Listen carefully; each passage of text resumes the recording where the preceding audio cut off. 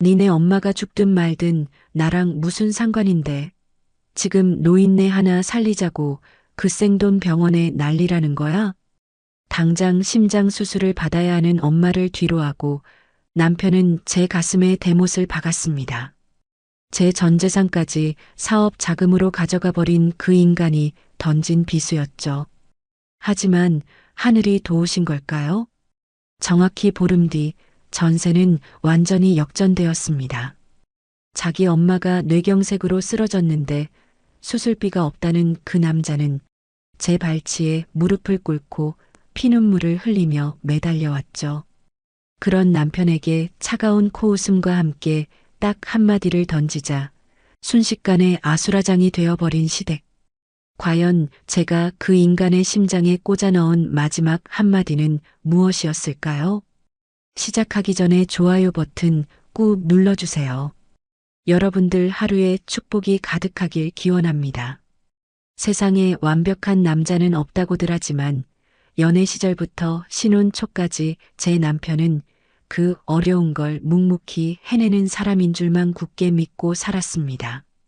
30대 중반의 은행원인 저는 평생 창구에 앉아 꼼꼼하게 숫자와 씨름하며 한치의 오차도 없이 살아왔지만 정작 사람의 속내를 꿰뚫어 보는 눈만큼은 한참 부족하고 어리석었던 것 같네요. 남편은 연애 시절부터 주말마다 우리 집에 인사를 하러 올 때면 언제나 환한 미소와 함께 양손을 무겁게 채워 들어오곤 했거든요. 특히 아빠가 평소 저녁 식사를 하시며 즐겨 드시던 값비싼 고급 약주 상자를 가슴에 소중히 품고 와서 넉살 좋게 아빠의 빈잔에 술을 채워드리며 집안 분위기를 띄우는 솜씨가 보통이 아니었죠.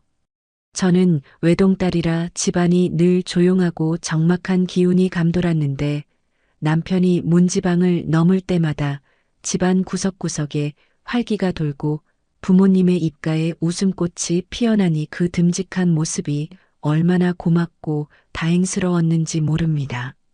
하지만 평생을 바쳐 거대한 IT 부품 제조회사를 맨손으로 일궈내신 아빠는 산전수전을 다 겪은 사업가 특유의 날카로운 눈썰미를 결코 거두지 않으셨어요. 아빠는 남편이 두 손으로 공손하게 따라주는 술을 기분 좋게 받아 드시면서도 두꺼운 안경 너머로 남편의 흔들리는 눈빛과 과장된 행동거지를 하나하나 발가벗기듯 꿰뚫어 보며 관찰하셨죠. 어느 날 저녁 식사를 마치고 남편이 집으로 돌아가고 난 뒤 아빠는 거실 소파에 깊숙이 등을 기대앉으시며 낮게 가라앉은 목소리로 저를 불러세우고는 신신당부하셨습니다. 사람은 죽을 때까지 겪어봐야 하고 무엇보다 끝을 봐야 진짜 본 모습을 아는 법이다. 지금 네 눈앞에서 간과 쓸개를 다 내어줄 것처럼 군다고 해서 그 얄팍한 속내까지 전부 믿어버리고 마음을 다 주면 절대 안 돼. 그때의 저는 아빠가 그저 눈에 넣어도 아프지 않을 하나뿐인 귀한 딸을 다른 남자에게 시집 보내는 게 못내 서운해서 괜한 생트자비를 하시는 줄로만 단단히 착각하고 있었어요. 아빠의 그 뼈 있는 무거운 경고가 제 인생을 송두리째 뒤흔들 피눈물 나는 예언이 될 줄은 꿈에도 상상하지 못한 채 저는 그저 아빠의 단단한 어깨를 꾹꾹 주물러드리며 웃어넘겨버렸거든요. 지금 생각해보면 아빠는 남편의 번지르르한 말과 행동 이면에 숨겨진 시커먼 욕망의 냄새를 이미 직감하고 계셨던 것이 분명합니다.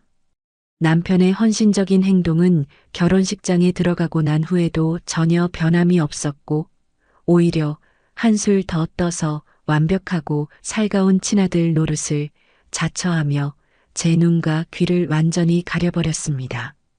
평일 내내 회사 업무에 시달리다 맞이한 주말이면 늦잠을 푹 자고 싶을 법도 한데 남편은 아침 일찍부터 콧노래를 흥얼거리며 일어나 목에 수건을 두르고 마당으로 나가 아빠의 고급 세단을 자기 손으로 구석구석 파리가 미끄러질 정도로 광이 나도록 닦아냈어요.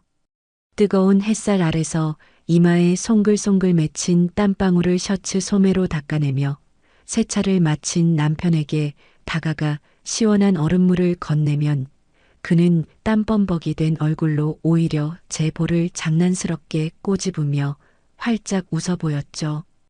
게다가 남편은 퇴근길에 아빠의 IT 회사 경영 서류들을 집으로 한가득 가져와 밤이 깊도록 붉은색 형광펜을 그서가며 자기 일처럼 밤새워 검토하고 서포트하는 흉내를 냈습니다. 저는 남편이 불이 나게 서류 더미를 뒤적이는 그 열정적인 뒷모습을 보며 이 남자가 정말 우리 친정 식구들을 자신의 진짜 핏줄처럼 끔찍이 아끼고 사랑한다고 철석같이 믿어버리고 말았어요. 사실 그 모든 헌신과 열정의 이면에는 장인어른이 평생을 바쳐 땀 흘려 키워낸 알짜배기 회사의 후계자 자리를 날로 삼키겠다는 지독한 탐욕이 뱀처럼 다리를 틀고 있었던 건데 말이에요. 동네 뒷산으로 주말 산책을 나갈 때마다 남편은 연로하여 조금씩 굽어가는 아빠의 등을 따뜻하게 감싸 안고 두 손을 단단히 깍지 낀 채 아빠의 느린 보폭을 세심하게 맞추며 걸었어요. 남편의 입에서는 연신 아버지를 부르는 싹싹한 목소리가 흘러나왔고 다정하게 대화를 주도하며 걸어가는 두 사람의 뒷모습을 보며 동네 사람들은 하나같이 혀를 내둘렀습니다. 이웃들은 마주칠 때마다 사위가 아니라 듬직하고 번듯한 친아들을 두었다며 입에 침이 마르도록 칭찬의 시선을 보냈고 저는 그럴 때마다 어깨가 으쓱해지며 남편을 향한 고마움에 가슴이 벅차오르곤 했어요.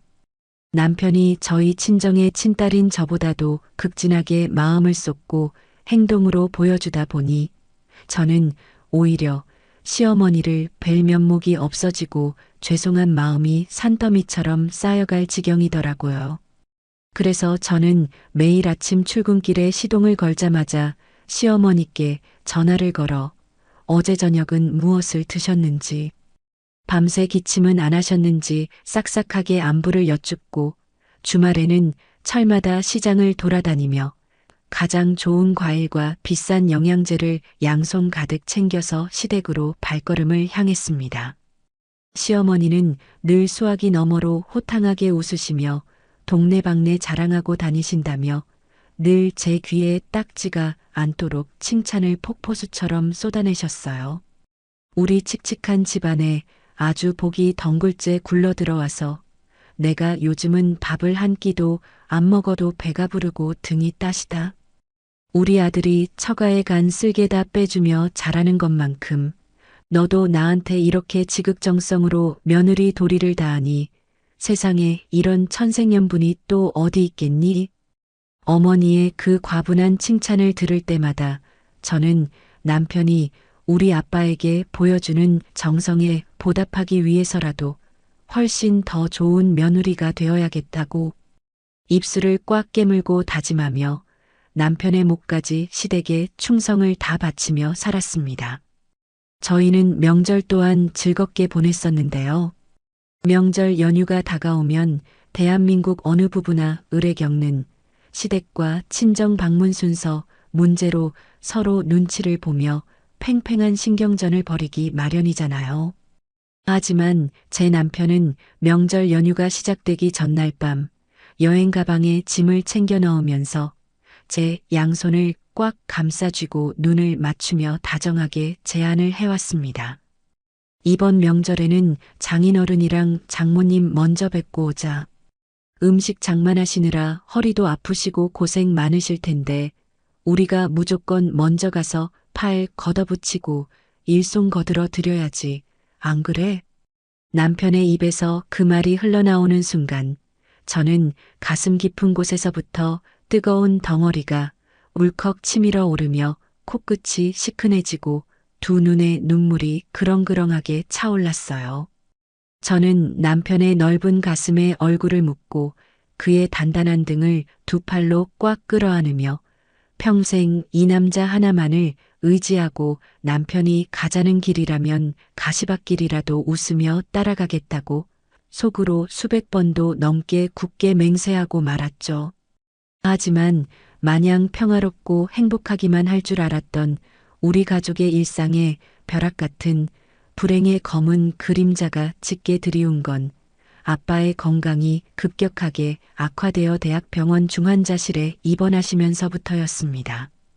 꼿꼿하던 아빠가 앙상하게 마른 몸으로 병상에 누워 산소호흡기에 힘겹게 의지하게 되자 남편은 다니던 직장에 무급 휴가를 내면서까지 자신의 일마저 전부 내팽개치고 병실 바닥에 좁은 간이 침대를 깔았습니다. 남편은 아빠의 곁에서 단 1분도 떨어지지 않고 24시간을 버티며 밤낮 없이 간병인 노릇을 자처했어요. 퀴퀴하고 좁디 좁은 6인실 병실에서 남편은 뜬 눈으로 밤을 새우며 따뜻한 물을 적신 수건으로 아빠의 마른 얼굴과 굳어가는 손발을 구석구석 정성껏 닦아냈습니다. 매 끼니 식사 시간이 찾아오면 행여나 기력이 쇠한 아빠가 사례라도 들릴까봐 미음을 작은 숟가락으로 조금씩 떠서 입으로 호호 불어 식힌 다음 조심스럽게 입술 사이로 넣어드리는 남편의 뒷모습을 병실 문틈 사이로 몰래 지켜보며 저는 복도 벽에 기대어 소리 없이 눈물을 뚝뚝 흘리고 말았어요. 남편의 퀭하게 파인 두 눈과 덥수룩하게 자라난 턱수염을 보면서 이토록 나를 진심으로 사랑하고 내 부모를 자기 목숨처럼 아끼는 남자에게 내 심장이라도 빼어줄 수 있다고 생각했거든요. 그래서 저는 그 다음날 날이 밝자마자 제 은행 창구에 앉아 10년 가까이 점심값과 커피값을 악착같이 아껴가며 독하게 모아두었던 장기적금 통장들을 단 1초의 망설임도 없이 모조리 해지해버렸습니다. 남편이 얼마 전부터 새롭게 사업을 구상하며 자금 융통 문제로 밤마다 거실 소파에 앉아 깊은 한숨을 내쉬며 머리를 쥐어뜯고 괴로워하던 모습이 뇌리에 박혀 떠나지 않았기 때문이에요. 저는 현금 다발과 수표가 두둑하게 담긴 커다란 누런 서류 봉투를 집 식탁 위에 올려놓고 소파에 지쳐 앉아 있는 남편에게 다가가 그의 거칠어진 두 손을 따뜻하게 감싸 쥐었습니다. 이거 내가 은행 생활하면서 모은 전 재산이야. 당신 지금 구상하는 사업 자금에 보탰어. 우리 아빠 병수발하느라 고생하는 당신한테 내가 당장 해줄 수 있는 게 이것밖에 없어서 너무 미안해. 남편은 봉투를 확인하더니 제 눈을 애틋하게 마주치며 금방이라도 눈물을 쏟아낼 듯 눈시울을 붉히는 완벽하고도 소름 끼치는 연기를 펼쳤고 가늘게 떨리는 두 손으로 그 무거운 돈 봉투를 자기 가슴에 꽉 품어 안았습니다. 저는 남편의 넓은 어깨에 머리를 기대며 우리 부부의 앞날은 이제 탄탄대로와 핑크빛으로만 물들 줄 알았어요. 이 치밀하게 계산된 역겨운 연극의 막이 내리고 상상조차 하지 못한 끔찍한 지옥문이 제 눈앞에 활짝 열릴 것이라는 참담한 사실은 까마득하게 모른 채 남편의 거짓된 체온에 몸을 맡기고 바보처럼 웃고 있었던 겁니다. 아빠가 힘겨운 투병 끝에 결국 두 눈을 감으시고 우리 가족은 깊고 어두운 슬픔의 늪에 빠져 허우적거렸어요. 장례식 첫날 밤 아빠의 전담 변호사가 장례식장 귀빈용 휴게실로 우리 가족을 무겁게 불러 모았습니다. 아빠가 생전에 은밀하게 남기신 유언장을 개봉하는 자리였거든요.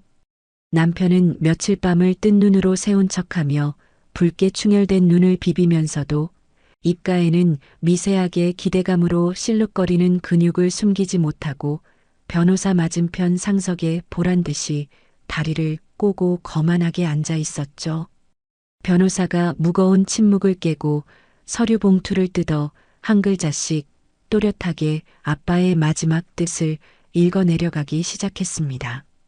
평생을 바쳐 땀 흘려 키워온 알짜배기 IT 부품 제조 회사를 사위에게 물려주는 대신 전부 매각하여 전문 경영인 체제로 전환하고 거기서 나오는 막대한 수익금은 사회환원재단과 남은 가족들에게 공평하게 배분하라는 아주 단호하고 명확한 내용이었어요. 그 순간 얌전하게 무릎 위에 올려져 있던 남편의 두 손이 부들부들 떨리기 시작하더니 목덜미부터 얼굴 전체가 불에 댄 것처럼 시뻘겋게 달아오르는 것을 저는 바로 옆에서 똑똑히 지켜보았습니다. 변호사의 말이 채 끝나기도 전에 남편은 앉아있던 의자를 발로 거칠게 걷어차며 벌떡 일어나더니 변호사와 우리 엄마를 향해 위아래로 매서운 눈을김을 던지고는 단 한마디의 인사나 말도 없이 방문을 꽝 닫고 밖으로 쿵쾅거리며 나가버렸습니다. 저는 너무 놀라 자리에서 일어나 그를 따라가려 했지만 닫힌 문틈 사이로 느껴지는 서늘하고 섬뜩한 냉기에 두 발이 바닥에 꽁꽁 얼어붙은 듯 한 발짝도 뗄 수가 없더라고요.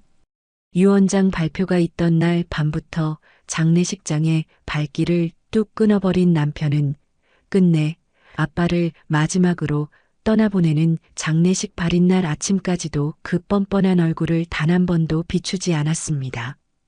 친척 어르신들이 모두 모여 영정 사진을 들어야 할 상주를 애타게 찾으며 웅성거릴 때 저는 화장실 변기 칸에 숨어 떨리는 손으로 남편에게 수십 번 통화 버튼을 눌렀어요.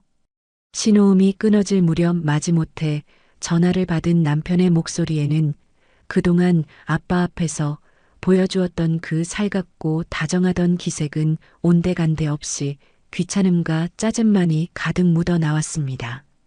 나 그동안 무리해서 몸살 났어. 피곤해서 도저히 못 일어나겠고 오늘 급하게 처리할 회사 일도 산더미처럼 쌓여 있으니까 알아서들 해. 그는 제가 입을 떼기도 전에 전화를 일방적으로 뚝 끊어버렸고 저는 뚜뚜 거리는 차가운 기계음을 들으며 억장이 무너져 내리는 고통에 숨을 제대로 쉴 수조차 없었어요. 결국 외동딸인 제가 가냘픈 두 팔로 아빠의 무거운 영정사진을 가슴에 꽉 끌어안아 영구차 앞자리에 올랐고 엄마는 뒤에서 하염없이 눈물을 쏟아내며 상주 없는 초라한 장례 행렬을 힘겹게 따라가셔야만 했습니다. 주변 사람들의 동정 어린 시선과 수군거림이 날카로운 비수처럼 날아와 제 온몸을 갈기갈기 찢어놓는 것 같았지만 저는 입술을 피가 나도록 꽉 깨물며 아빠의 마지막 가는 길을 악착같이 지켜냈어요. 초우제까지 모두 마치고 텅 빈 친정집에 엄마를 모셔드리러 가는 길, 엄마는 사위가 며칠 동안 고생 많았으니 따뜻한 밥이라도 차려 먹이라고 신신당부하셨죠. 엄마는 직접 사위에게 고맙다는 인사를 전하고 싶다며 제 앞에서 통화 버튼을 누르셨지만 전화기 너머로는 당장 연결할 수 없다는 차가운 안내 멘트만 허공을 맴돌았습니다. 이상함을 느낀 제가 제 휴대전화로 전화를 걸자 단 한 번의 신호음 만에 남편이 전화를 받았고 저는 그 순간 남편이 우리 엄마의 전화번호를 아예 수신 차단해버리고 연락처 목록에서 깨끗하게 지워버렸다는 끔찍한 사실을 깨달았죠. 장례가 끝나자마자 마치 더러운 오물을 치우듯이 장모의 연락처를 지워버리고 차단 목록에 처박아 버린 그 남자의 소름 끼치는 이중성에 저는 온몸에 닭살이 돋고 구역질이 치밀어 올랐어요. 그래도 우리 엄마는 사위의 그 악마 같은 본성을 차마 믿고 싶지 않으셨는지 다음 주말 아침 일찍부터 시장을 돌아다니며 남편이 평소에 환장하며 먹던 양념게장과 갈비찜을 무거운 반찬통에 한가득 싸들고 저희 집 앞까지 찾아오셨습니다. 저는 밀린 업무 때문에 잠깐 출근해 있었고 집안에는 남편 혼자 소파에 널브러져 텔레비전을 보고 있었던 상황이었죠.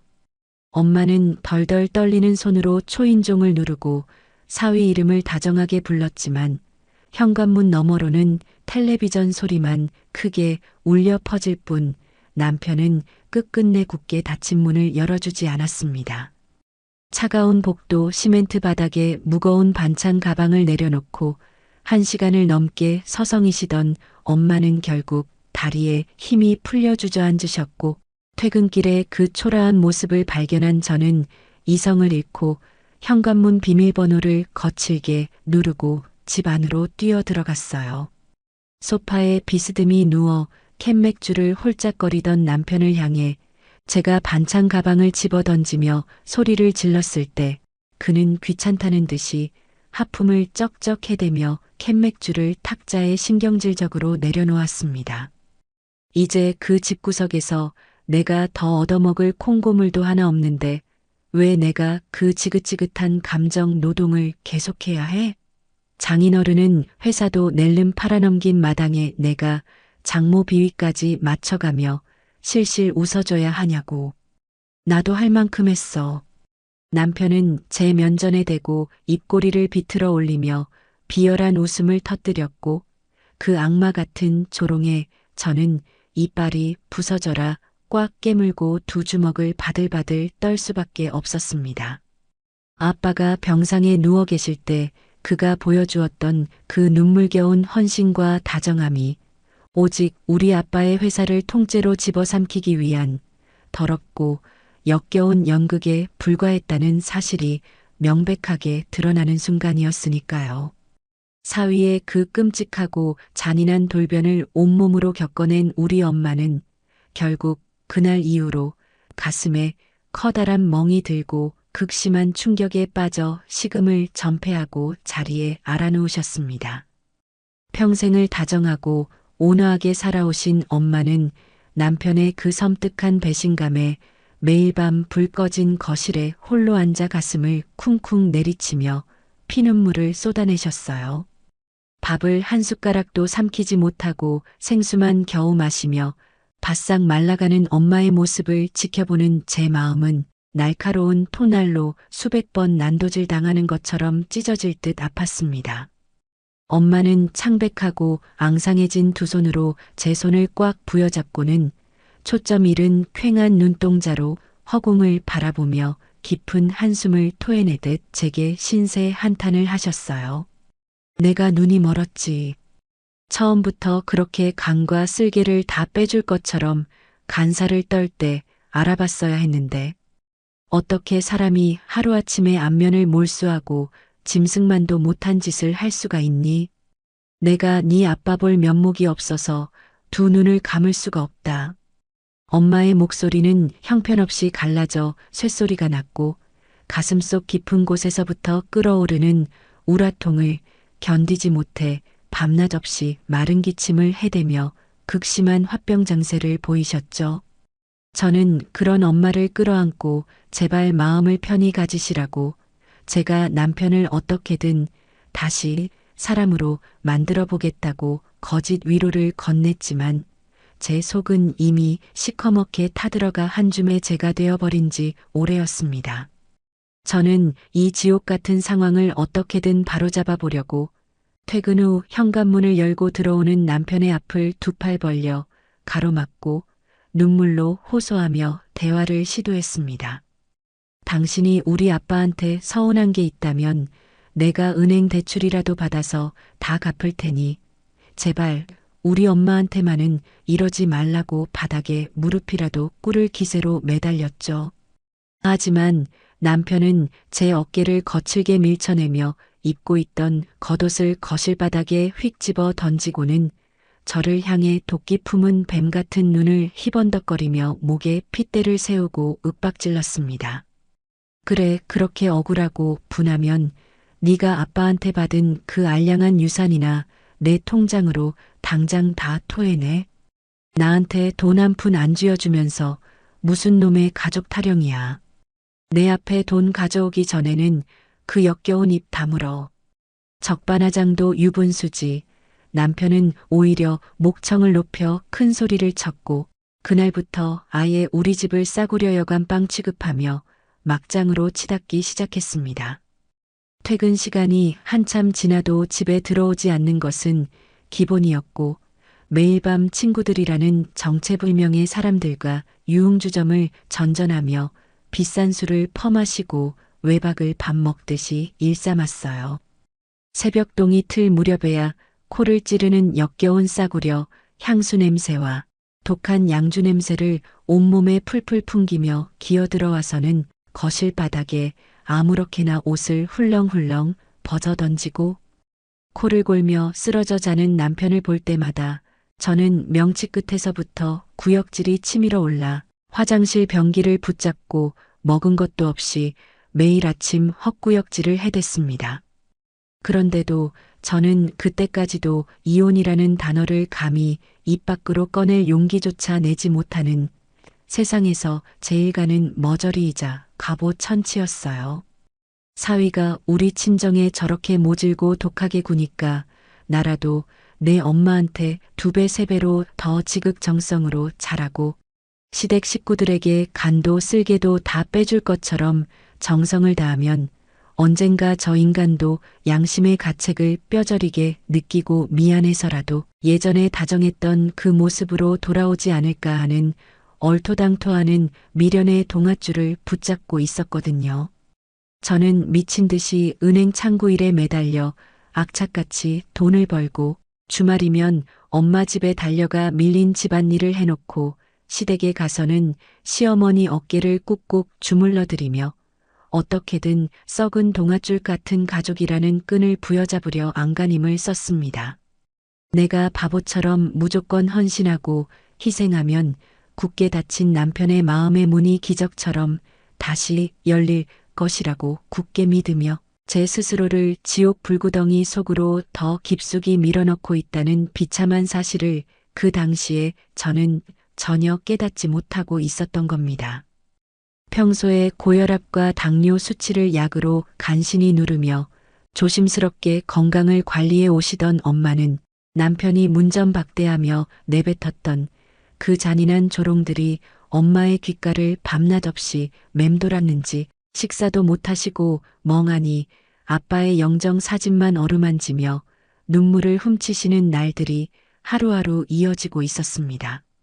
그러던 어느 날 저녁 퇴근길에 엄마가 좋아하시는 부드러운 카스테라를 사들고 친정집 현관문을 열고 들어선 저는 거실 바닥에 엎드린 채 가슴을 부여잡고 숨을 헐떡이며 고통스럽게 몸부림치는 엄마를 발견하고는 들고 있던 빵봉지를 바닥에 내팽개치고 미친 사람처럼 달려가 엄마를 와락 끌어안았어요.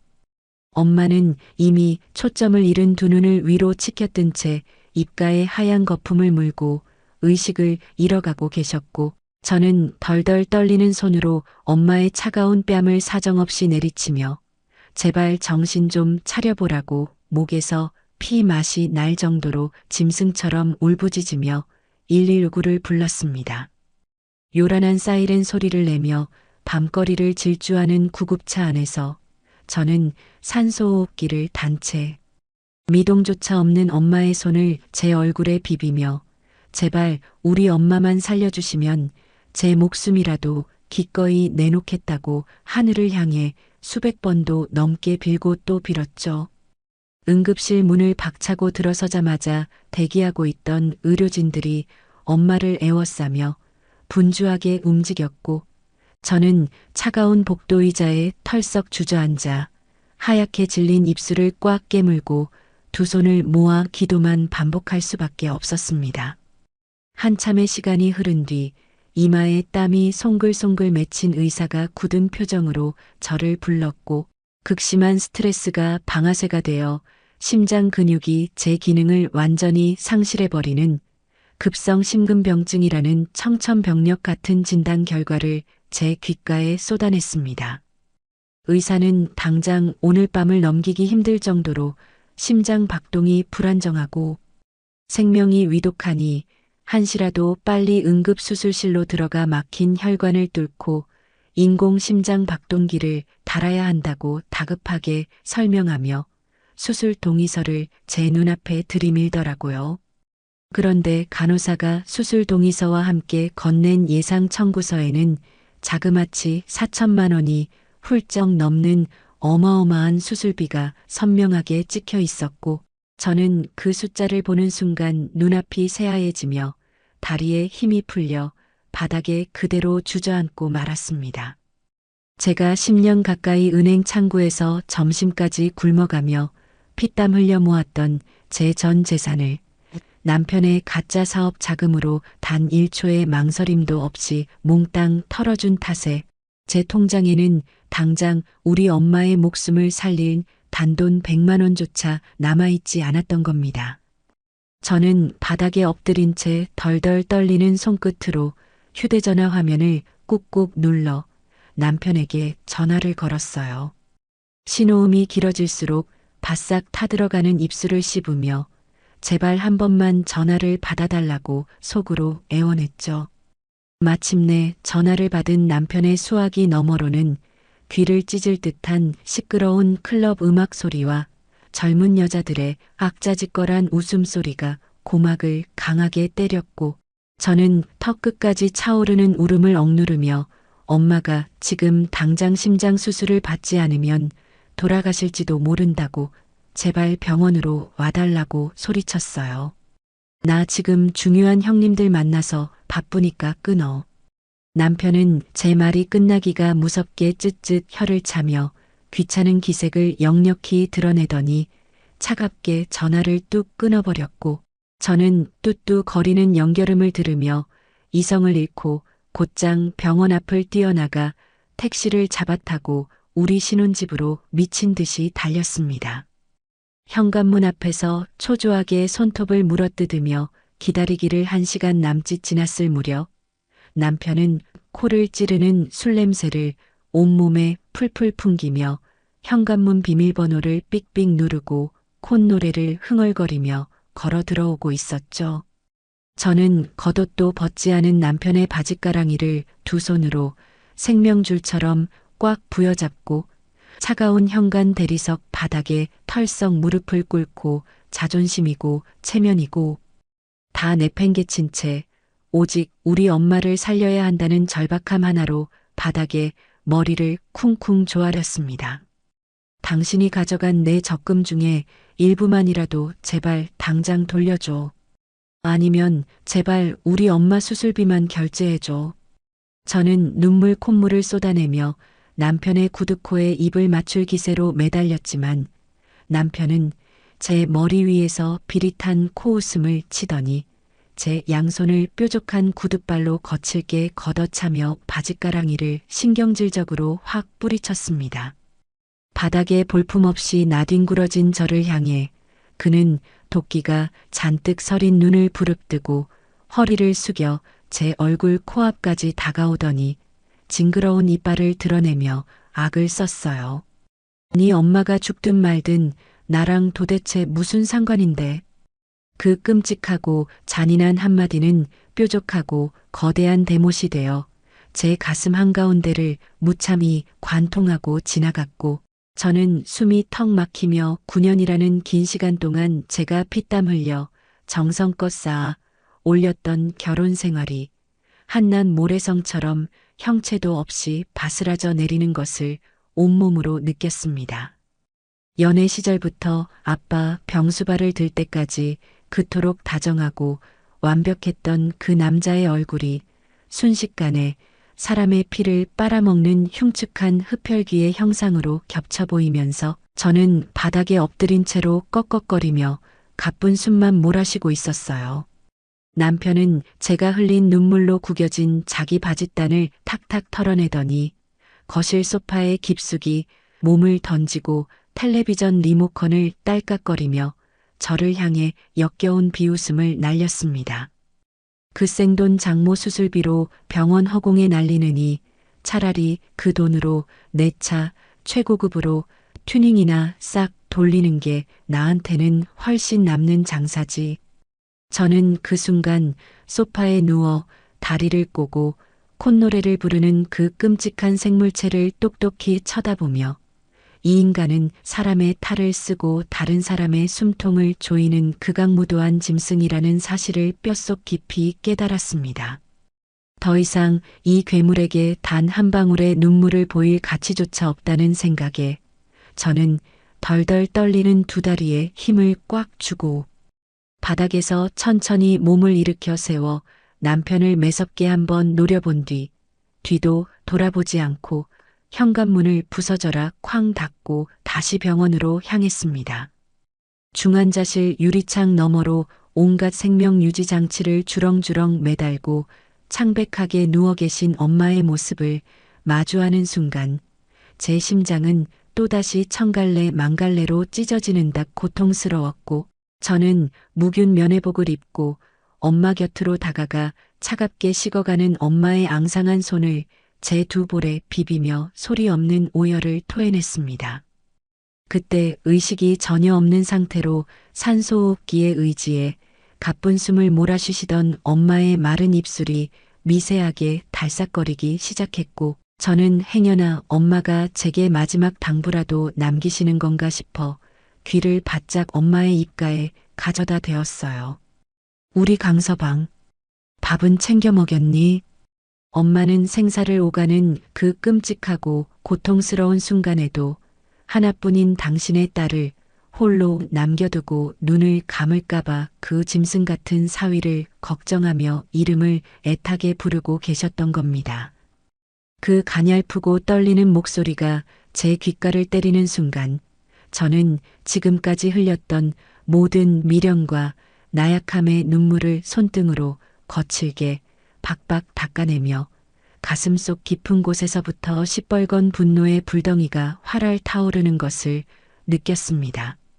저는 이를 악물고 엄마의 손을 양손으로 꽉 부여잡으며 내 남은 인생과 모든 것을 걸고 저 악마 같은 짐승을 내 삶에서 완벽하게 도려내고 반드시 그 알량한 숨통을 철저하게 끊어놓겠다고 속으로 수천 번 수만 번 단호하게 맹세했어요. 엄마는 수술에 들어가시고 수술실 복도 구석에 딱딱한 벤치에 몸을 한껏 웅크리고 앉아 두 손으로 얼굴을 깊이 파묻은 채 짐승처럼 끄끄거리며 소리 죽여 울음을 삼켜내고 있었습니다. 머릿속으로는 돈을 빌릴 수 있는 온갖 친척들과 지인들의 얼굴을 수십 번도 넘게 떠올려 보며 입술을 피가 나도록 꽉 깨물어 보았지만 제가 10년 넘게 피땀 흘려 모은 전 재산을 남편의 가짜 사업 자금으로 몽땅 털어넣은 비참한 처지에 그 누구에게도 선뜻 도와달라 손을 내밀 수 없어 덜덜 떨리는 두 손으로 무릎만 꽉 부여잡고 있었거든요. 제가 세상에서 가장 믿고 의지했던 유일한 가족인 남편마저 엄마의 목숨을 담보로 저를 잔인하게 길바닥에 내동댕이 치고 조롱하는 이 지옥 같은 현실 속에서 저는 그저 캄캄하고 끝이 없는 깊은 심연 속으로 한없이 가라앉으며 숨이 턱턱 막히는 고통을 온몸으로 받아내고만 있었습니다.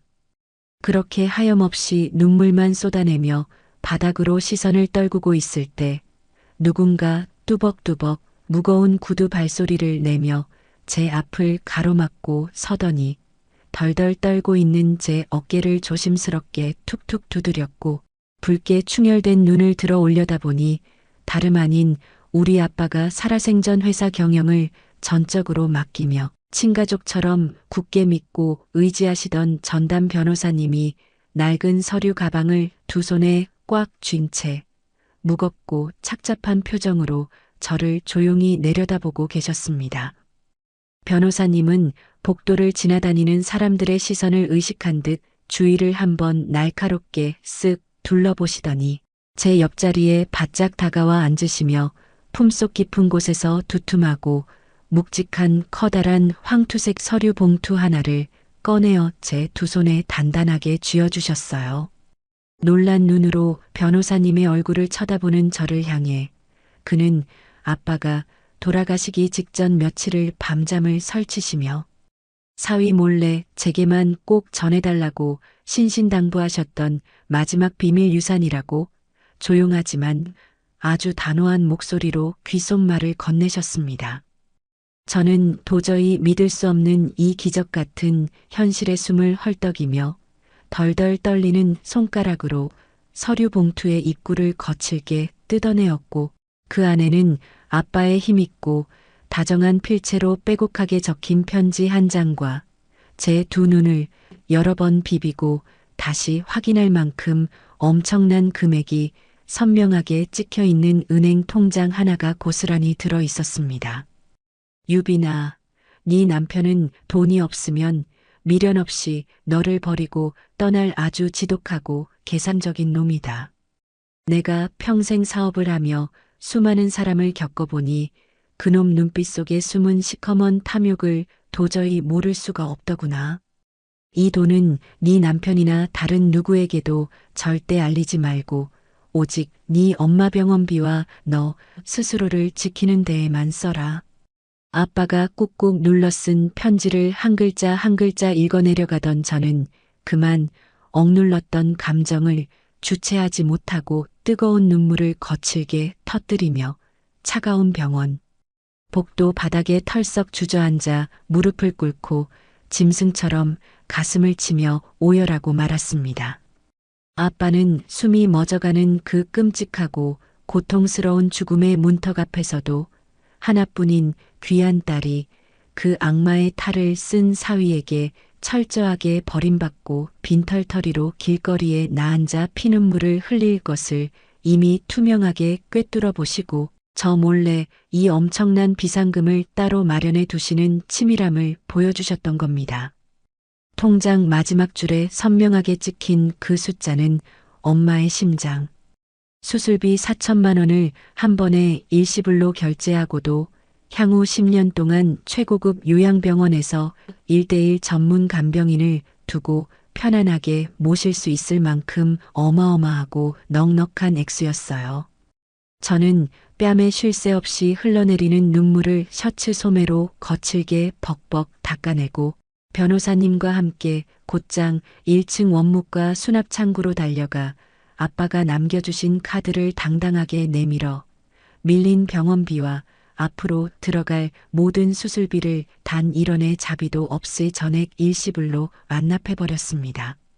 수납창구 직원과 변호사님이 지켜보는 앞에서 결제가 승인되는 경쾌한 영수증 출력 소리를 들으며 저는 짓눌렸던 가슴 한구석이 뻥 뚫리며 시원한 바람이 불어오는 쾌감을 느꼈고 곧바로 수술실에서 성공적으로 수술을 마치고 나온 엄마의 침대를 응급실의 돗대기 시장 같은 시끄러운 다인실이 아니라 병원에서 가장 전망이 좋고 조용한 최고급 VIP 병동 1인실로 넓고 쾌적하게 옮겨 모셨습니다.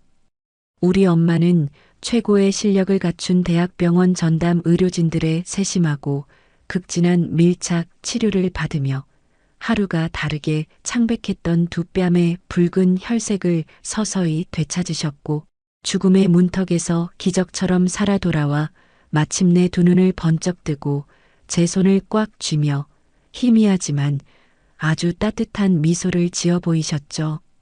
저는 엄마의 마르고 거친 손을 제 두 손으로 꽉 부여잡고 얼굴을 비비며 이제부터는 세상 그 어떤 비바람이 몰아쳐도 내가 엄마의 완벽한 보호자이자 든든한 방패가 되어 끝까지 지켜주겠다고 속으로 수백 번 수천 번 굳게 맹세했어요. 저는 우리 엄마가 무사히 위험한 심장 수술을 마치고 최고급 VIP 병실에서 왕비처럼 극진한 대접을 받으며 순조롭게 건강을 회복하고 있다는 통쾌한 사실을 그 짐승 같은 남편에게는 철저하게 입을 다물고 단 하나의 단서도 흘리지 않은 채 완벽한 비밀로 붙이기로 굳게 다짐했습니다. 불과 며칠 전 엄마의 수술비 4천만 원을 두고 자동차 튜닝하는 게 낫겠다고 비아냥거리며 제 심장에 대못을 받고 피눈물을 흘리게 했던 그 끔찍한 죗값을 제 손으로 직접 뼈저리게 갚아주기 위해서는 철저한 연기와 빈틈없는 완벽한 정보 차단이 무엇보다 필수적이었거든요. 남편은 제가 병원 간이 침대에서 며칠 밤을 꼬박 새우며 집을 비우고 독수 공방하는 동안 장모가 수술실에서 살았는지 죽었는지 안부 전화 한 통 먼저 걸어오지 않은 것은 물론이고 오히려 물 만난 고기처럼 매일 밤 밖으로 쏘다니며 방탕한 생활의 끝을 달리고 있었습니다.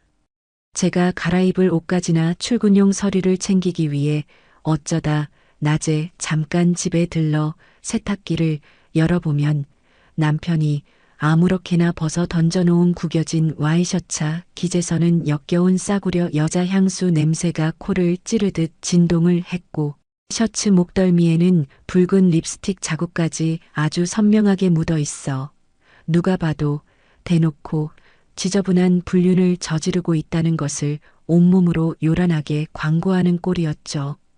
게다가 거실 탁자 위에 널브러진 카드 결제 영수증들을 확인해 보면 새벽 2시가 넘은 시간에 모텔이나 술집에서 결제된 내역들이 수두룩하게 쌓여 있었고 화장실에 샤워하러 들어갈 때조차 스마트폰을 방수팩에 넣어 챙겨 들어가는 남편의 기괴한 행동들은 저의 의심을 뚜렷한 확신으로 바꾸어 놓기에 충분했습니다. 하루는 참다 못한 제가 자정이 훌쩍 넘은 시간에 현관문 앞에서 팔짱을 꽉 끼고 서서 비틀거리며 들어오는 남편의 앞을 두 팔 벌려 가로막고 매서운 눈빛으로 그의 얼굴을 쏘아보며 날선 목소리로 차갑게 따져 물었어요. 너 바람피니? 제 단도직입적인 추궁에 남편은 조금이라도 당황하거나 시선을 피하며 변명할 줄 알았지만 오히려 뻔뻔하게 고개를 빳빳하게 쳐들고 비릿한 조소를 흘렸어요. 그러더니 손가락으로 제 어깨를 거칠게 툭툭 밀치며 목에 핏대를 세우고 적반하장으로 큰 소리를 쳐대기 시작했습니다. 네가 네 엄마 챙긴다고 매일 밖으로 나도는데 나라고 이 사람 온기도 없는 빈 집구석에 일찍 기어 들어오고 싶겠냐? 다 네가 남편 대접을 그따위로 형편없이 하니까 벌어지는 일이니까 제발 나 좀 그냥 내버려둬. 그 인간의 더러운 입에서 쏟아지는 그 쓰레기 같은 변명과 말도 안 되는 가스라이팅을 면전에서 듣는 순간 저는 더 이상 이 집에 단 1초도 머물고 싶은 일말의 미련이나 가족으로서의 책임감조차 씻은 듯이 완벽하게 사라져버리는 것을 느꼈습니다. 저는 그 길로 안방에 들어가 가장 큰 여행 가방을 꺼내 당장 입을 옷가지와 필요한 물건들을 거칠게 쑤셔 넣고 현관문을 박차고 나와 병원에서 아주 가까운 곳에 보안이 철저하고 깨끗한 작은 오피스텔을 새로 얻어 아예 남편과 완전한 별거를 하듯 지내며 신혼집에 들어가는 발길을 뚝 끊어버렸어요. 저는 오직 제 직장인 은행 창구와 엄마가 계신 VIP 병실만을 부지런히 오가며 남편이라는 더러운 존재를 제 머릿속에서 완벽하게 지워버렸고 오직 엄마의 완전한 건강 회복과 저 오만한 인간을 어떻게 하면 가장 비참하고 처절하게 바닥으로 끌어내려 짓밟아 버릴지 복수의 시퍼런 칼날만을 매일 밤 숫돌에 갈듯 날카롭게 세우며 하루하루를 전투적으로 버텨냈습니다. 그렇게 오피스텔 생활을 하던 중 계절이 바뀌어 두꺼운 겨울 겉옷가지들을 챙기기 위해 아주 늦은 밤 신혼집 현관문 비밀번호를 삑삑 누르고 조심스럽게 잠깐 들어갔을 때 남편은 거실 소파에 다 늘어난 더러운 속옷바람으로 드러누워 스마트폰 화면을 보며 실실 쪼개고 있었습니다. 그는 제가 낡은 여행 가방을 열고 안방 옷장에서 옷을 바쁘게 꺼내어 쑤셔 넣는 분주한 뒷모습을 보며 자리에서 일어나지도 않은 채 비스듬히 누워 다리를 까딱거리며 제 덩 뒤에 대고 역겨운 모욕의 화살을 툭 던졌어요.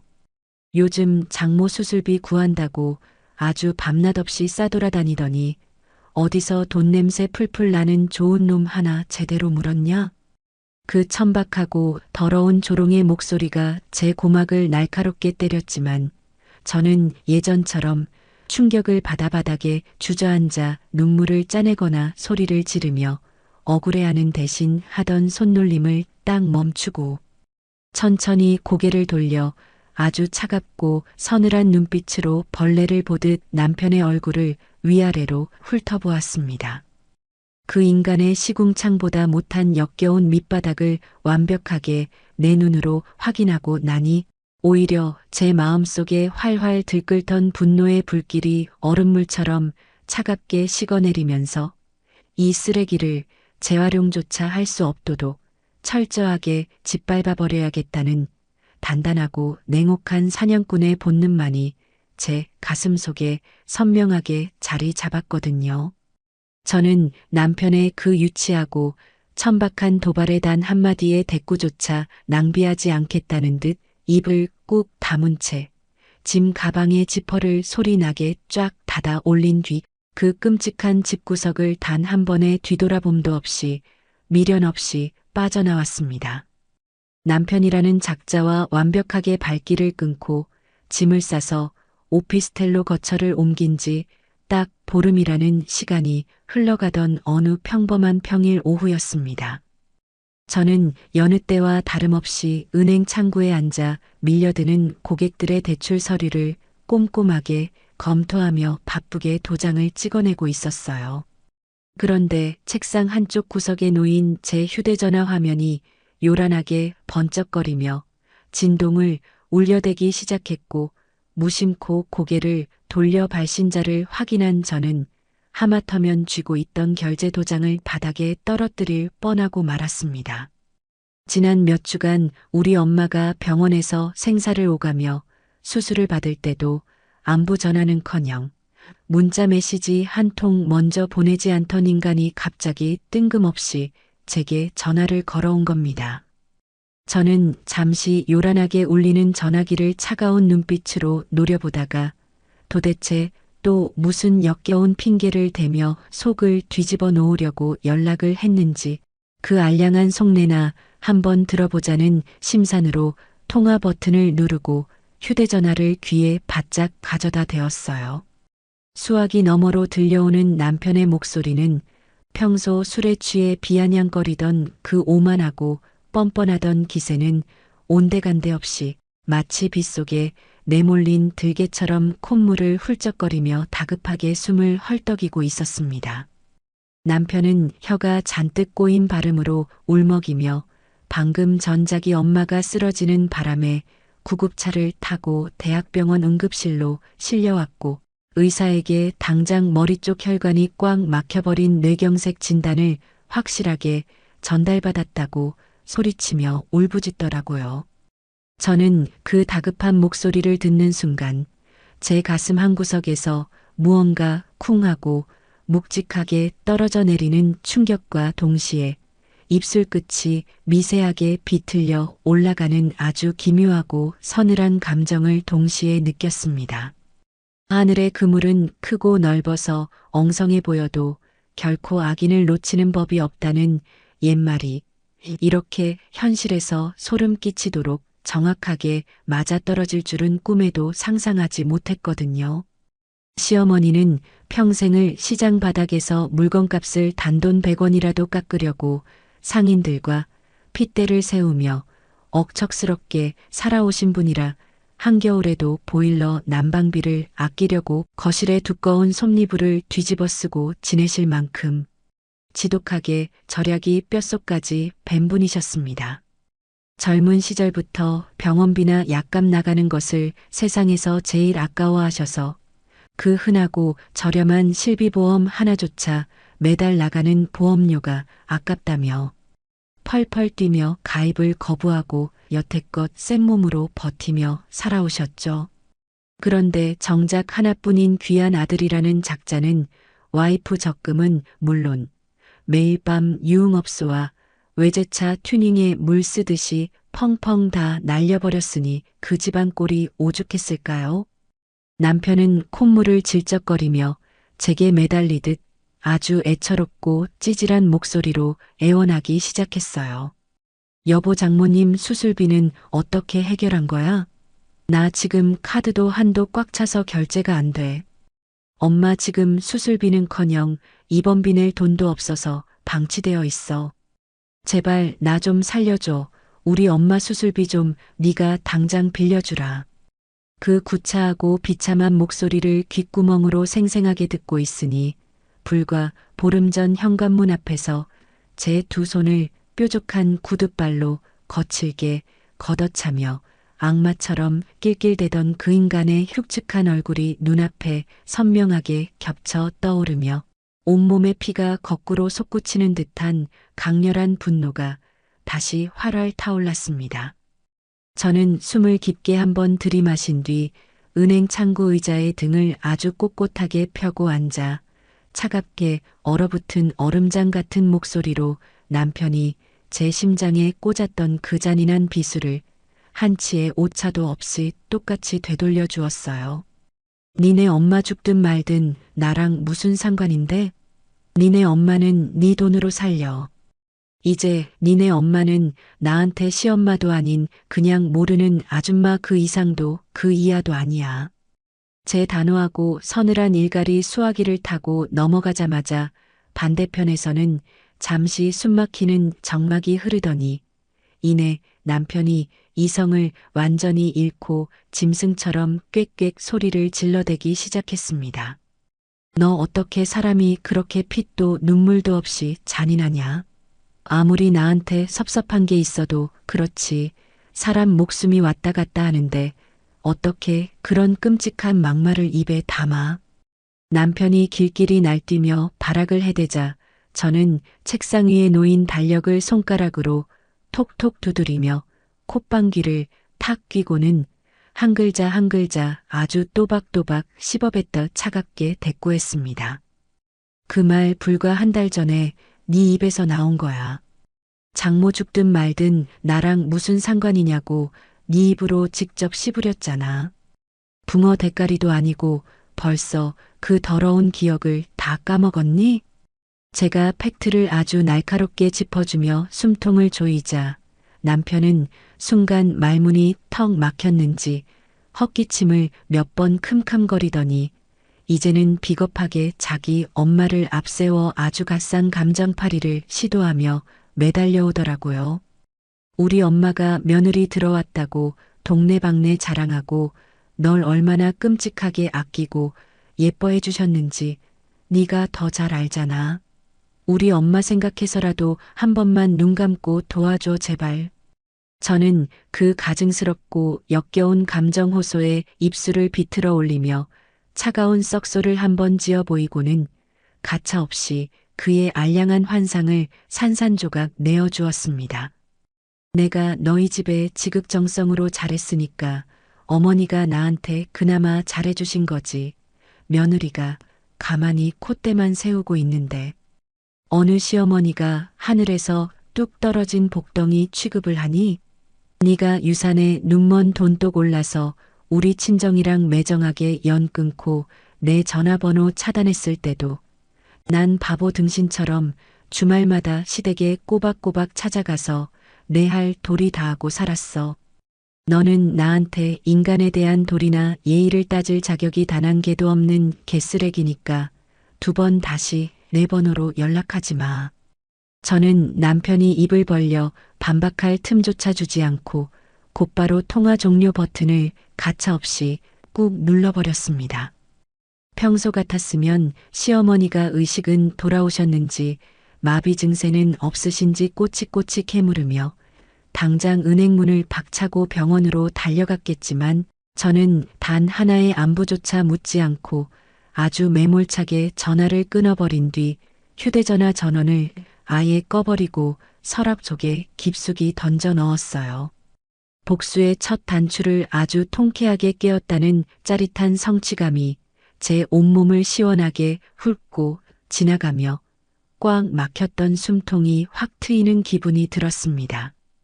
그날 저녁 퇴근을 하고 오피스텔로 돌아와 따뜻한 물로 샤워를 마치고 침대에 걸터앉아 전원을 다시 켰을 때 평소 저와 언니 동생하며 아주 살갑고 괜찮은 관계를 유지해 오던 신우이에게서 부재중 전화가 수십 통이나 와 있는 것을 뒤늦게 확인했습니다.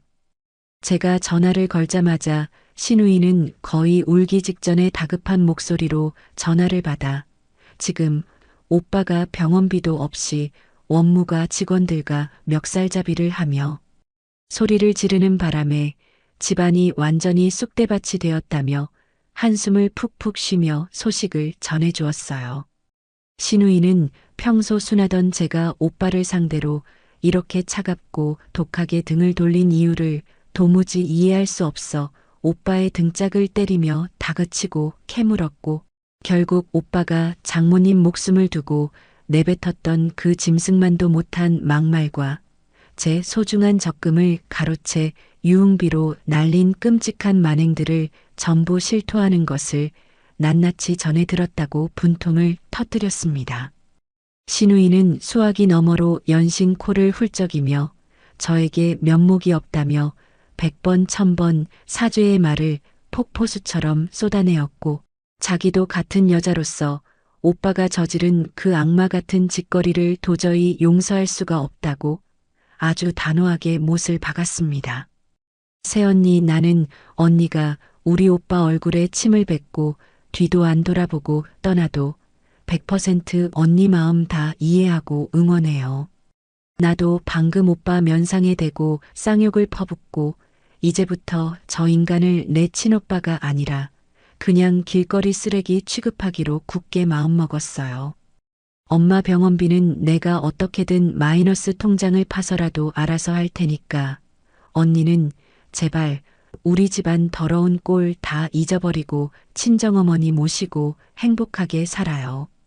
그동안 시댁 식구들 사이에서 유일하게 상식이 통하고 싹싹하게 저를 챙겨주던 신우이마저 남편의 그 끔찍한 밑바닥을 완벽하게 확인하고 인간관계의 끈을 매정하게 싹둑 잘라내는 것을 보며 저는 속으로 아주 쓴웃음을 삼켰습니다.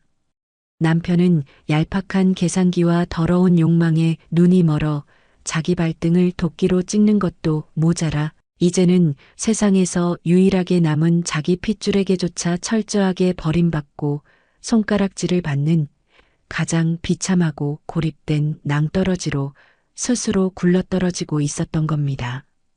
저는 신우이에게 그동안 나를 친언니처럼 따뜻하게 챙겨주어서 정말 고마웠다는 짧은 작별 인사를 남기고 아주 홀가분한 마음으로 전화를 끊은 뒤 거실 창밖으로 화려하게 빛나는 도심의 야경을 내려다보며 차가운 캔맥주를 한 모금 깊게 들이켰습니다.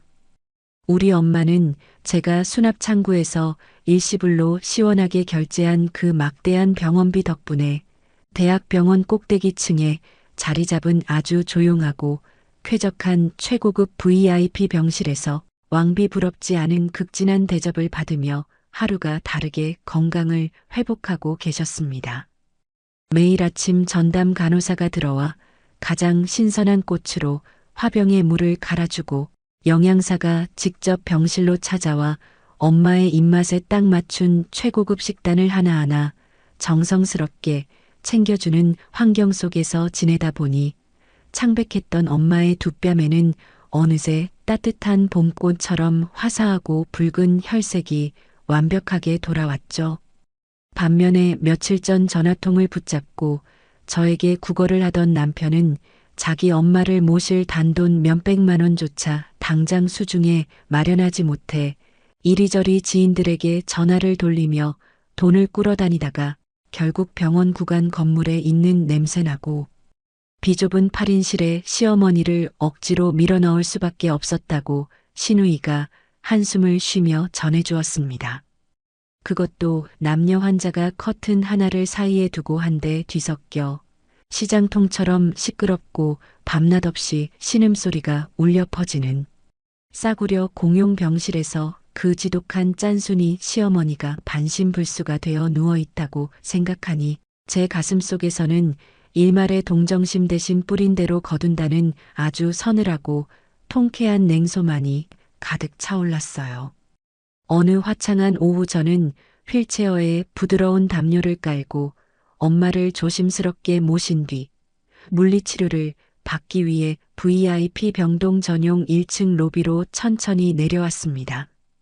따뜻한 햇살이 통유리창을 통해 쏟아져 들어오는 로비 한가운데를 가로질러 재활치료실로 향하고 있을 때 갑자기 대리석 바닥을 신경질적으로 쾅쾅 울리며 걸어오는 거친 발소리가 들려 무심코 고개를 돌렸고 저는 그 순간 눈앞에 나타난 흉측한 형체에 하마터면 휠체어 손잡이를 놓칠 뻔하고 말았습니다. 머리는 며칠을 감지 않았는지 비듬이 하얗게 엉겨붙어 떡져 있었고 턱에는 덥수룩한 수염이 산적처럼 자라났으며 여기저기 얼룩이 묻은 꼬질꼬질한 셔츠를 대충 걸쳐 입은 남편이 두 눈을 희번덕거리며 우리 모녀를 향해 미친 들개처럼 씩씩거리며 걸어오고 있었거든요. 남편은 고급스러운 캐시미어 카디건을 걸치고 우아하게 휠체어에 앉아 계신 우리 엄마와 머리끝부터 발끝까지 단정하고 깔끔한 차림으로 엄마를 모시는 저를 번갈아 쳐다보더니 갑자기 이성을 완전히 상실한 사람처럼 입에 하얀 거품을 물고 짐승 같은 괴성을 지르며 로비 한복판을 가로질러 저희를 향해 무서운 속도로 돌진해 왔습니다. 안내 데스크에 서 있던 건장한 보안 요원들이 심상치 않은 상황을 직감하고 다급하게 무전기를 치며 달려오기도 전에 남편은 휠체어 앞을 막아서며 제 어깨를 두 손으로 부서져라 거칠게 낚아채고는 위아래로 미친 듯이 흔들어대며 온 돈니가 떠나가라 고함을 질러대기 시작했어요. 가족까지 버린 년이 때깔 아주 좋아 보이네. 너 이 막대한 돈 도대체 어디서 났어? 우리 엄마는 돈이 없어서 저 시궁창 같은 병실에서 죽어가고 있는데 너네 모녀만 이 꼭대기층에서 호강하며 떵떵거려. 남편의 입에서 역겨운 침방울이 튀어나와 제 얼굴에 묻을 정도로 그는 목에 시퍼런 핏대를 세우고 악을 썼고 로비에서 평화롭게 휴식을 취하던 다른 환자들과 보호자들이 깜짝 놀라 일제히 저희 쪽으로 시선을 집중하며 웅성거리기 시작했습니다. 남편의 악력에 어깨가 으스러질 듯한 고통이 밀려왔지만 저는 단 한 발짝도 뒤로 물러서거나 두려워하는 기색 없이 그 인간의 시커먼 눈동자를 아주 차갑고 날선 눈빛으로 똑바로 뚫어지게 노려보며 턱을 꼿꼿하게 쳐들었어요. 제가 남편의 더러운 손을 매몰차게 뿌리치고 반격을 가하려던 찰나 휠체어에 조용히 앉아 계시던 엄마가 갑자기 제 손목을 아주 꽉 쥐시더니 옆에 서 있던 전담 간호사에게 눈빛으로 부축을 부탁하며 덜덜 떨리는 다리에 강하게 힘을 주고 자리에서 천천히 몸을 일으켜 세우셨습니다. 수술을 마친 지 얼마 되지 않아 아직 온전히 걷지도 못하시는 엄마가 간호사의 어깨에 의지한 채 한 걸음 한 걸음 발걸음을 옮겨 제 앞을 든든하게 막아서고 남편의 코앞까지 다가가 아주 당당하고 위험 있는 자세로 꼿꼿하게 서시는 모습을 보며 저는 심장이 멎을 듯한 감동과 충격에 숨을 죽일 수밖에 없었네요. 엄마는 심장병으로 쓰러졌던 환자라고는 도저히 믿기지 않을 만큼 아주 서슬퍼렇고 매서운 눈빛으로 남편의 얼굴을 위아래로 찢어버릴 듯이 쏘아보셨고 넓은 VIP 병동 로비가 쩌렁쩌렁하게 울리도록 단전에서부터 끌어올린 아주 크고 단호한 호통을 내지르셨습니다. 자네 입으로 내뱉은 그 모진 말들이 우리 심장을 갈기갈기 찢어놓았는데 이제 와서 자네 어머니 목숨줄을 내 딸 손에 구걸하나? 자네가 인간의 탈을 쓴 사람이라면 그 더러운 입 당장 닥치고 내 눈앞에서 영원히 사라지게. 연애 시절부터 결혼 생활 9년 내내 사위에게 단 한 번도 얼굴을 붉히거나 큰 소리 한 번 치신 적 없이 언제나 다정하고 온화하기만 하셨던 장모님의 입에서 저토록 벼락 같은 불호령이 떨어지자 미쳐 날뛰던 남편은 귀신이라도 본 사람처럼 쏘스라치게 놀라며 두 눈을 동그랗게 뜨고 비틀거리며 뒷걸음질을 쳤습니다. 평생 자기 손바닥 위에서 얌전하게 굴종할 줄만 알았던 만만한 처가 식구들의 완벽한 반격에 남편은 충격을 이기지 못하고 다리에 힘이 풀려 바닥에 무릎을 꿇기 직전까지 휘청거렸고 저는 그 역겹고 볼품없이 무너져 내리는 짐승 같은 몰골을 보며 그의 명치에 가장 날카로운 비수를 푹 찔러 넣어 쐐기를 단단하게 박아주었습니다. 여긴 너 같은 쓰레기가 함부로 발을 들릴 급이 안 맞는 곳이니까 당장 꺼져서 네 갈 길이나 가라. 아까 네가 로비가 떠나가라 외친 가족까지 버린 년이라는 그 천박한 단어. 그거 불과 몇 주 전 우리 엄마 죽든 말든 상관없다며 낄낄대던 네 완벽한 자기소개 아니었니? 제 입에서 얼음장처럼 차갑고 조롱 섞인 팩트 폭력이 쏟아지자 주변을 빙 둘러싸고 구경하던 사람들의 입에서 동시에 참았던 숨을 내뱉는 소리와 함께 혀를 쫓듯 차며 남편을 손가락질하는 날 선 수군거림이 로비 전체로 빠르게 번져나가기 시작했습니다. 남편은 쥐구멍이라도 찾고 싶은 듯 얼굴을 양손으로 감싸 쥐고 몸을 부들부들 떨며 입만 뻐끔거릴 뿐 감히 제게 단 한마디의 반박도 꺼내지 못한 채 바닥만 기어 다니는 벌레처럼 시선을 피하기에 급급하더라고요. 바로 그 순간 엘리베이터 문이 열리며 땀범벅이 된 신우이가 다급한 발소리를 내며 사람들을 밀치고 로비 한가운데로 미친 듯이 뛰어들어와 상황을 파악하더니 일말의 망설임도 없이 오빠의 멱살을 움켜쥐고 그의 뺨을 아주 찰지게 후려쳐버렸습니다.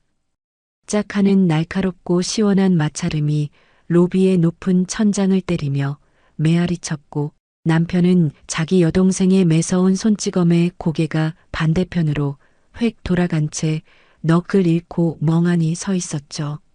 신우이는 분노로 온몸을 바들바들 떨며 가방을 바닥에 내팽개치고는 곧바로 제 앞에 두 무릎을 꿇고 엎드려 바닥에 이마를 쾅쾅 찌으며 사죄의 눈물을 폭포수처럼 쏟아내기 시작했습니다.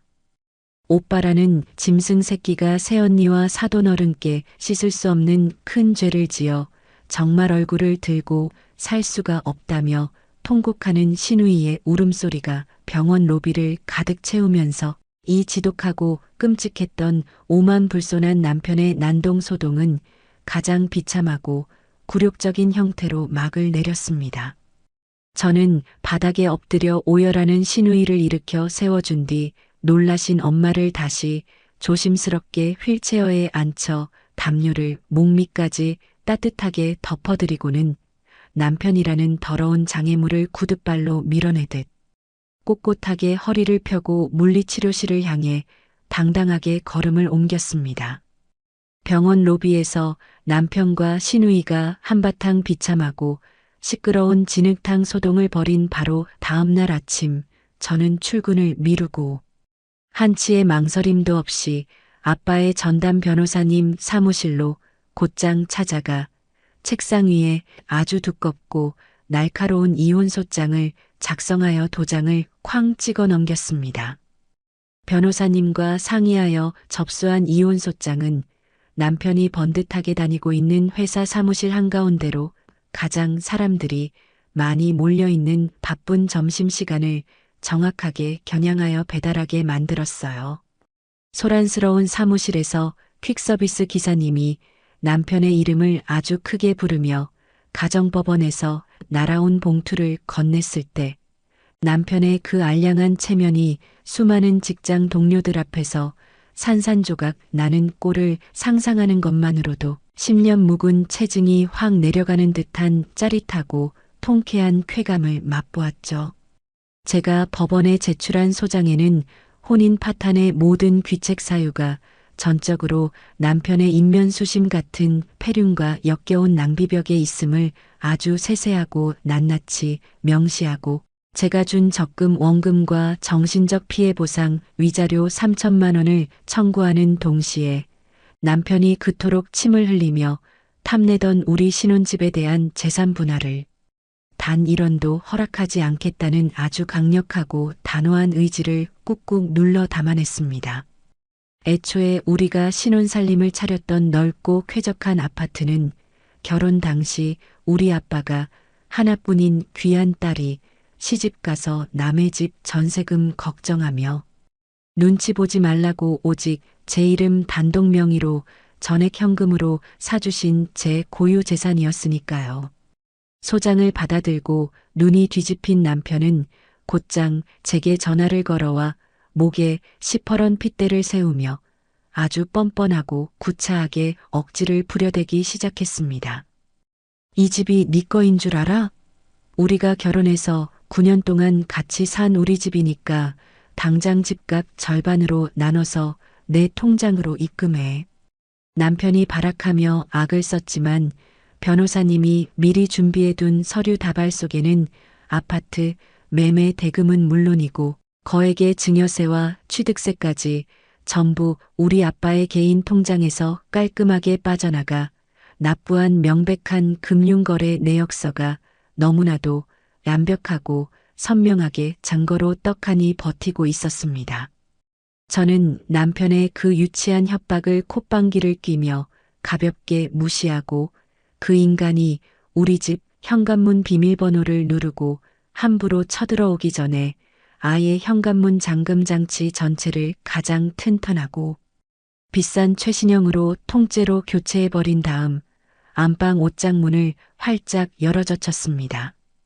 그리고 슈퍼마켓에서 묶음으로 사온 가장 크고 두꺼운 100리터짜리 새파란 쓰레기 봉투 10장을 거실 바닥에 쫙 펼쳐놓고 남편이 평소에 목숨처럼 아끼며 폼을 잡고 입고 다니던 최고급 명품 정장들과 이탈리아제 구두 그리고 비싼 시계들을 아주 무자비하게 쓰레기 봉투 안으로 마구잡이로 쑤셔 박아버렸어요.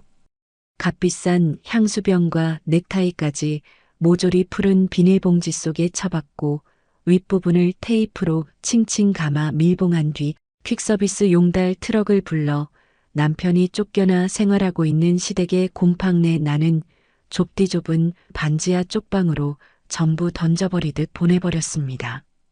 제가 보낸 거대한 쓰레기 봉투 더미를 마당에서 받아든 남편이 바닥에 주저앉아 머리털을 쥐어뜯으며 괴성을 지를 그 비참한 몰골을 머릿속으로 그려보니 콧노래가 저절로 흥얼거려질 정도로 가슴속 응어리가 시원하게 씻겨 내려갔습니다.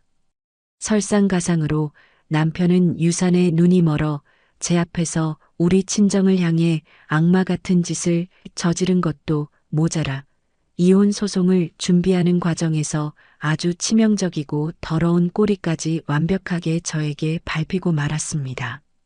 변호사님이 고용한 전문 조사원과 함께 남편의 카드 결제 내역과 차량 블랙박스 메모리 카드를 탈탈 털어보니 매일 밤 병원비 구한다고 거짓말을 쳐대며 밖으로 나돌았던 그 시간 동안 젊은 여자들을 끼고 고급 유흥업소와 모텔을 뻔질나게 드나들었던 추악한 불륜 정황과 동영상 증거들이 고구마 줄기처럼 줄줄이 딸려 나왔거든요.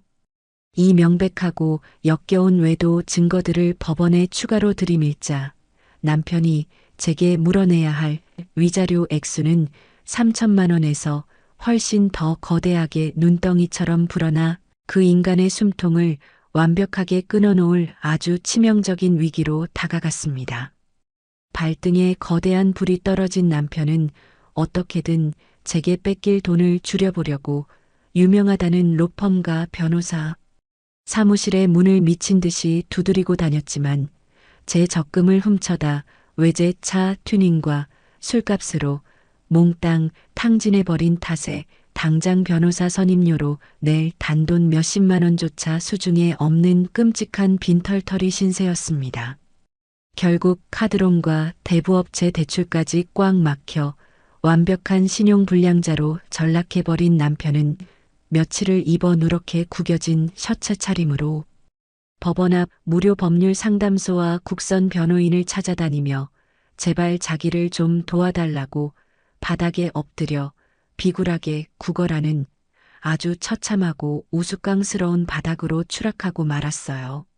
시간이 흘러 마침내 가정법원에서 마지막 판결이 내려지던 날 저는 머리부터 발끝까지 가장 비싸고 우아한 명품 정장을 빼입고 하이힐을 또각거리며 아주 여유롭고 당당하게 법정 안으로 걸어 들어갔습니다. 재판장 한가운데 앉은 판사님은 남편의 그 끔찍한 폐륜 행위와 더러운 불륜 사실을 아주 무겁고 엄중한 목소리로 꾸짖으며 남편의 재산분할 청구를 단일원도 예외 없이 완벽하게 기각하고 제가 청구한 위자료 전액을 남편이 즉시 저에게 현금으로 지급해야 한다는 아주 통쾌하고 완벽한 승소 판결을 시원하게 내리쳐 주셨어요. 재판이 끝나고 승소의 기쁨을 누리며 법원 정문을 빠져나와 대기시켜둔 택시를 향해 꼿꼿하게 걸어가고 있을 때 빈손으로 쫓겨나 완전히 거지꼴이 된 남편이 눈물 콧물을 질적거리며 제 뒤를 헐레벌떡 쫓아와 제 치맛자락을 거칠게 움켜쥐고 무릎을 꿇으려 덤벼들었습니다. 남편은 길바닥에 넙죽 엎드려 제 구두코를 부여잡고 침을 튀기며 아주 처절하게 목숨을 구걸하듯 애원하기 시작했어요. 유빈아, 나 진짜 이제 통장에 단돈 100원도 없고 당장 오늘 밤부터 밖에서 노숙하며 길바닥에 나앉게 생겼어. 내가 다 잘못했고 죽을 죄를 지었으니까 저 위자료만이라도 제발 조금만 깎아주라, 응? 하지만 저는 더러운 손을 발로 차며 일말의 동정심도 없는 싸늘한 목소리로 명치에 비수를 꽂아 넣었습니다.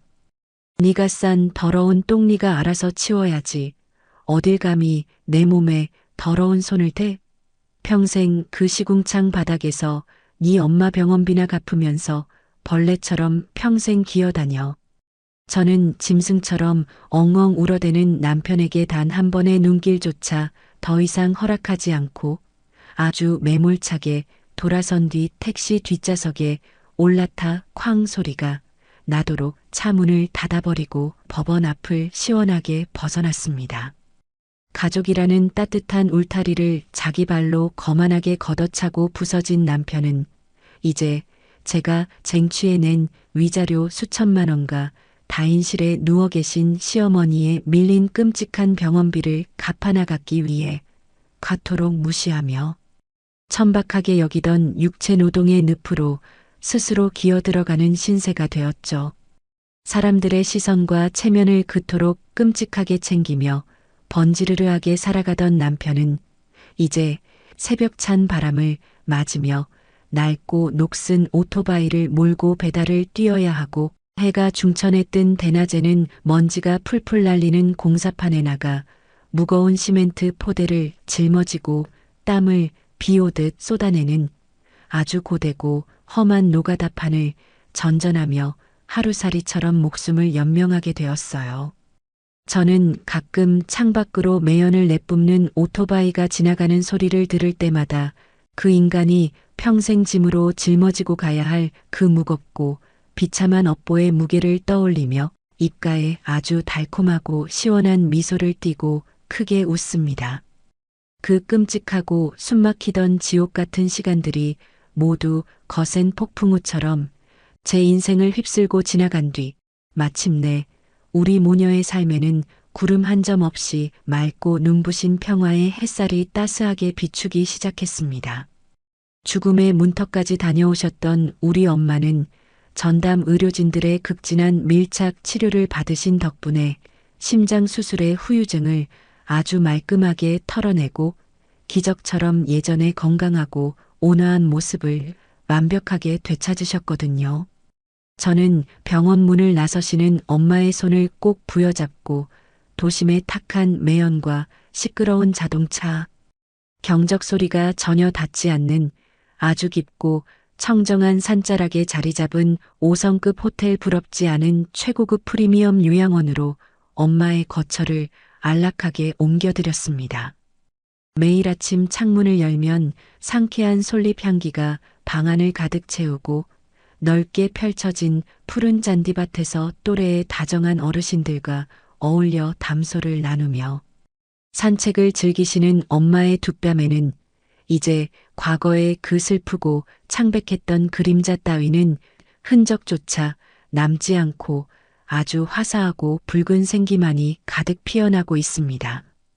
저는 우리 아빠가 살아생전 짐승 같은 사위의 본성을 미리 꿰뚫어 보시고 피를 토하는 심정으로 하나뿐인 외동딸을 위해 남겨주신 그 거대하고 은밀한 비밀 유산과 제가 10년이 넘는 세월 동안 은행 창구에 앉아 악착같이 벌어들이는 탄탄한 월급을 아주 견고한 방파제 삼아 세상 그 어떤 비바람도 감히 범접할 수 없는 완벽하고 평화로운 우리 모녀만의 새로운 성을 튼튼하게 구축해냈어요.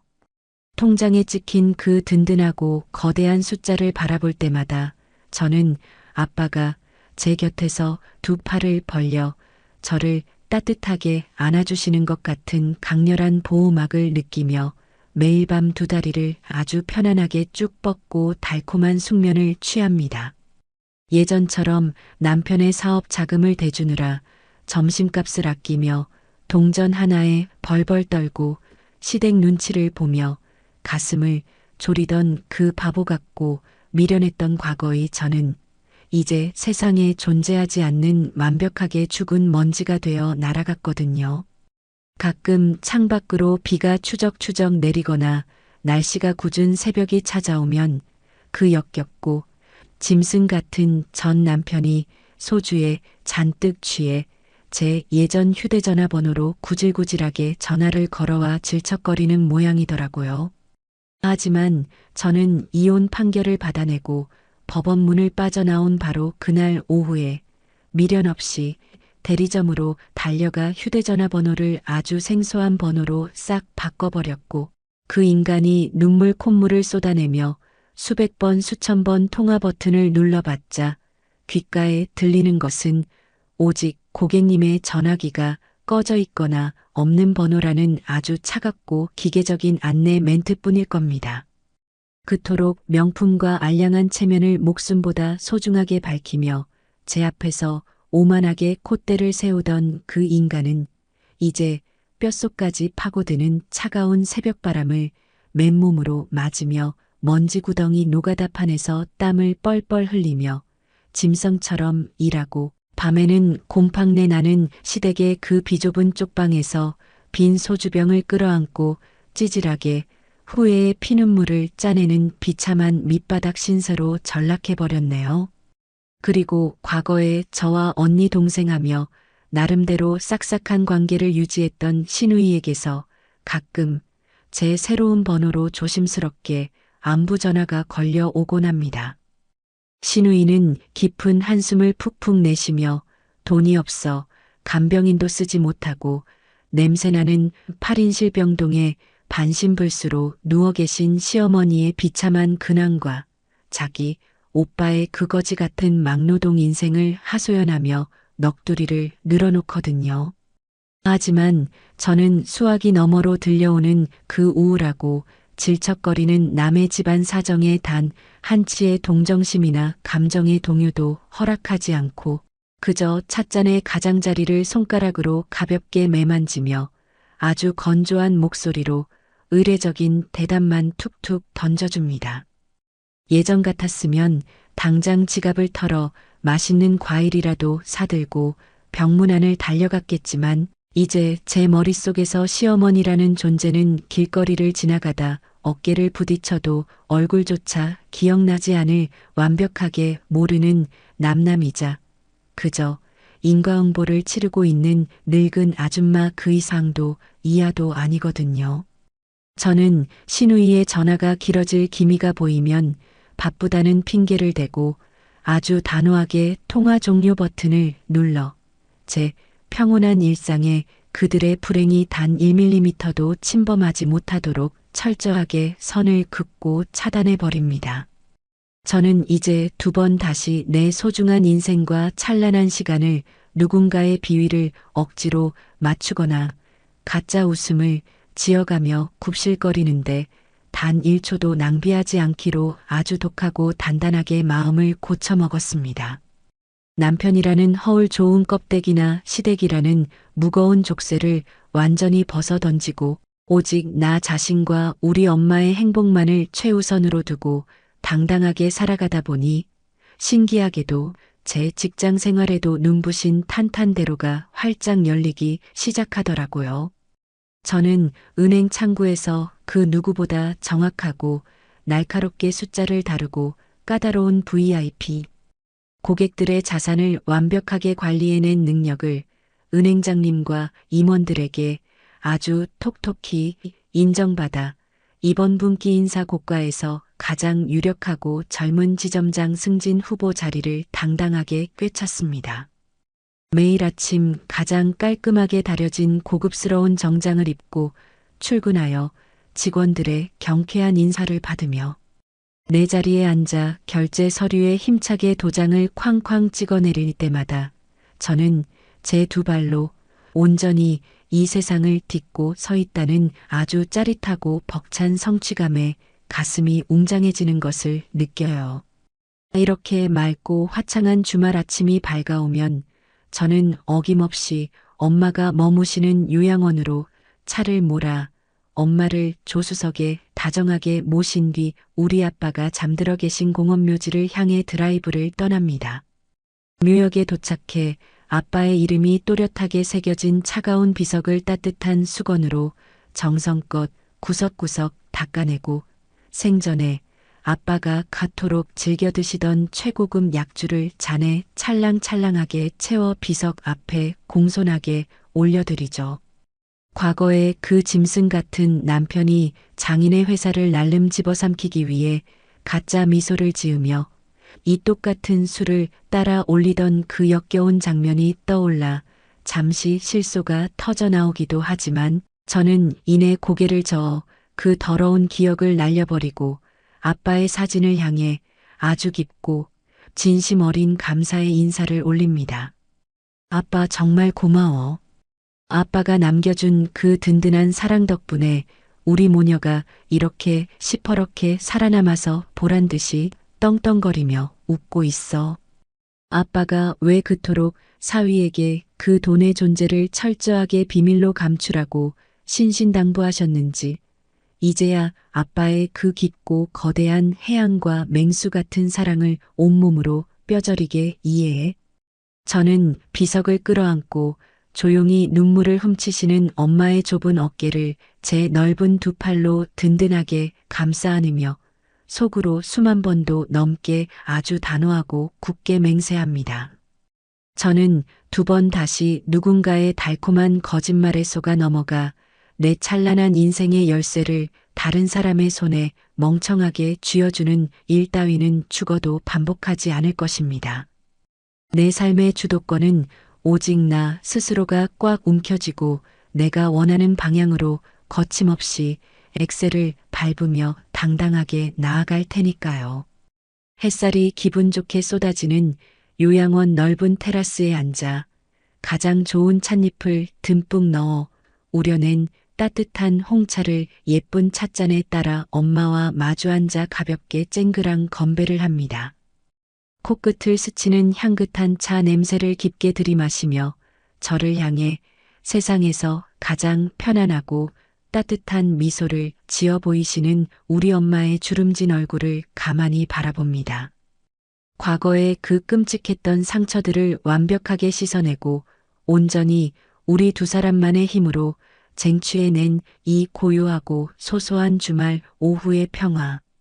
입술을 적시는 이 따뜻한 차 한 잔의 여유야말로 지난 9년간의 지옥 같았던 시간을 완벽하게 짓밟고 일어선 저의 가장 통쾌하고 진정한 승리네요. 지금까지 제 얘기 들어주셔서 감사합니다. 여러분의 앞길에도 잔잔한 평화와 여유만 넘치시길 기도할게요. 네, 오늘 준비한 통쾌하고 가슴 뭉클한 이야기는 여기까지입니다. 철석같이 믿었던 사람의 잔인한 배신 앞에서도 절대 무너지지 않고 오히려 벼랑 끝에서 더 매섭고 단단하게 일어나 완벽한 복수와 반전을 이뤄낸 우리 주인공의 사연, 다들 어떻게 들으셨나요? 남편의 치밀한 거짓 연기에 속아 피 같은 전 재산을 잃고 피눈물을 흘려야 했지만 결국 친정아버지의 바다처럼 깊은 해안과 사연자님 스스로의 굳건한 용기로 인생의 진짜 주도권을 되찾은 모습에 제 가슴이 다 뻥 뚫리고 벅차오르는 것 같습니다.